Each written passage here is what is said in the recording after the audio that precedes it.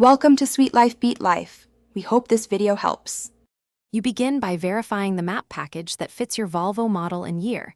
This prevents incompatible installs. Once done, insert a properly formatted USB stick into your computer and copy the downloaded map file to its root. Make sure your car battery won't die.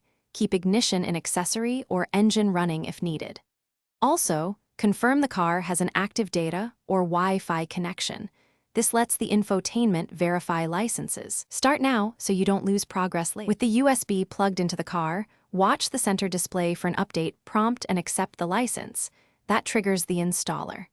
The system copies files and may reboot the infotainment unit 2 or 3 times. This is normal. If progress stalls over 30 minutes, keep the engine running and be patient. Larger map files take longer.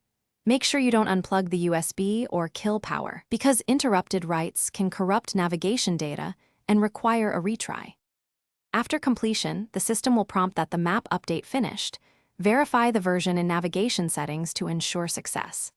If the new version doesn't appear, safely eject and reinsert the USB. The installer sometimes needs a fresh trigger. When files fail repeatedly, reformat the USB to FAT32, download the map again, and use another USB port or stick. If problems persist, contact Volvo support or visit a dealer. They can check system logs and restore navigation without risking data loss. Thanks for watching. Consider subscribing if we helped you.